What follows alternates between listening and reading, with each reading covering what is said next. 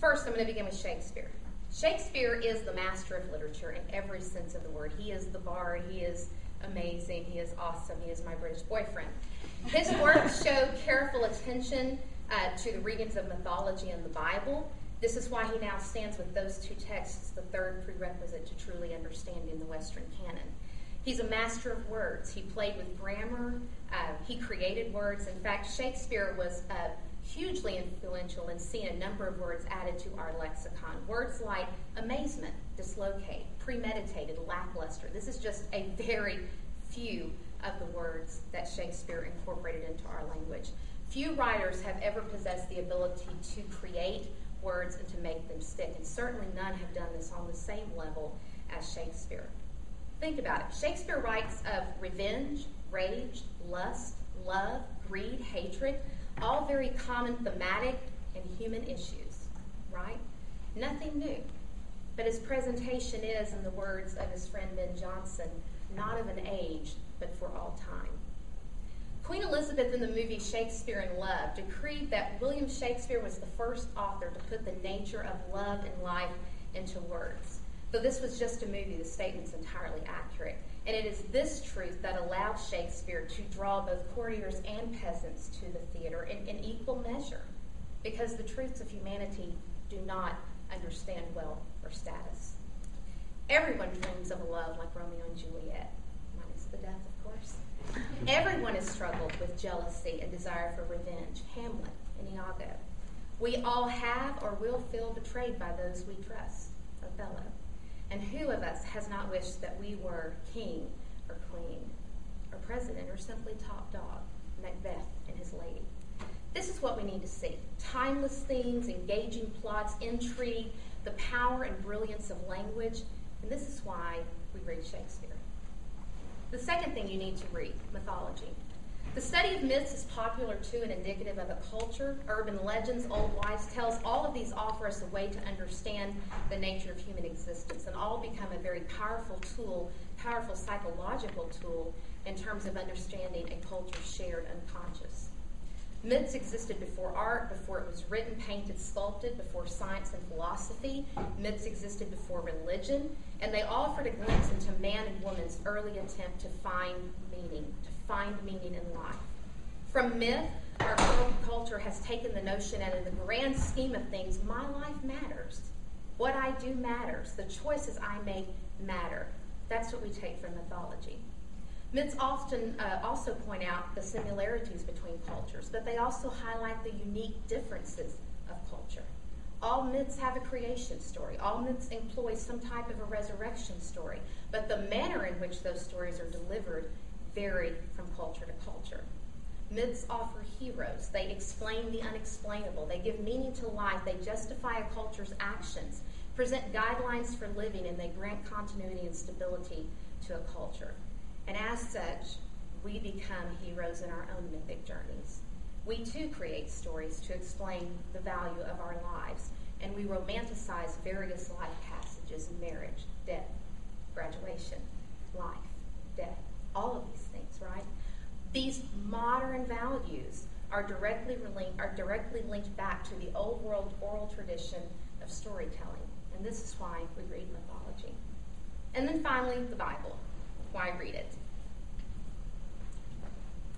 Recently, the week before spring break, I overheard two educators having a conversation about the context of Scripture. And one of the educators made the comment about another person not privy to the conversation that they were dangerous because they were reading the Bible out of context. And the other educator said, well, the Bible has no context. That's why it's so dangerous. It was constructed by a number of different writers. Parts were excluded, adapted, revised throughout the centuries, and now we're left with two testaments comprised of a number of books, 39 old, 27 new. But how is this different from any other literary text? No one really questions the two versions of Mary Shelley's Frankenstein, though there are very obvious differences between the 1818 and 1831 edition. Instead, we applaud those adaptations, and we applaud one writer's development to create a story of epic proportion. For me, context is directly related to meaning, and all of literature has both a context and no context at all. Unless an author flat out tells us what he or she meant, we may actually never know. And that means the meaning of a text will vary from person to person, and we each create our own unique perspective. Even if we have what the author claims to be intention, we can still see structures that create new meaning that go far beyond authorial intention. Context, meaning, relevancy.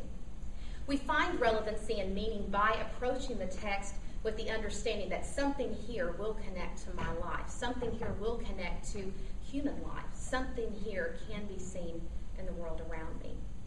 From a secular and purely educational perspective, one must read the Bible as literature, and it's entirely important that a true scholar understand that all of written literature in any form is tied directly to the various genres and devices that the Bible employs. Speaking of Frankenstein, in order to truly understand Shelley's incorporation of Rime of the Ancient Mariner and the various allusions to the poem throughout the novel, one must understand that Coleridge's poem directly alludes back to Scripture, particularly in the stories of redemption and regeneration. If we do not understand that foundation, we lose an entire aspect of meaning, robbing ourselves of the ability to grasp one of the most important layers of the text.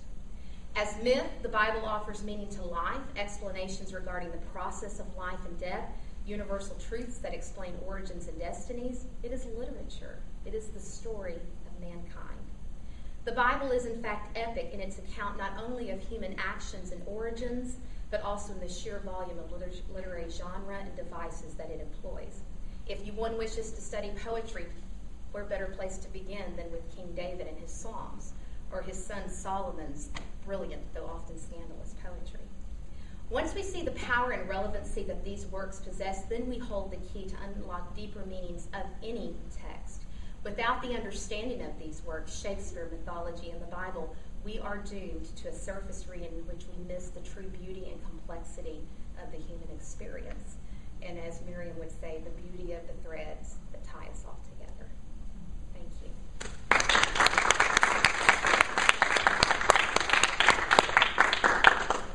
So I thought it was kind of funny because we didn't collaborate. We did not. But I was looking at what I have written down, and she was going point by point, and like, you're stealing everything from the Shakespeare. He listened intently this year. But as of course you can probably infer, I'm in agreement with a lot of what Ms. Beard has had to say about the importance of literature and that those books and novels that aren't necessarily from our century or that aren't considered modern. Because I think there's a common misconception, especially amongst students, that if a work is over a few decades old, then it has no relevance. And as Ms. Beard has said, that's quite simply not true. Because, and I was talking to Miriam today, we were both in agreement upon this, that when we read texts that are outside of our time period, it reminds us just truly how human we all are, as cheesy as that may seem.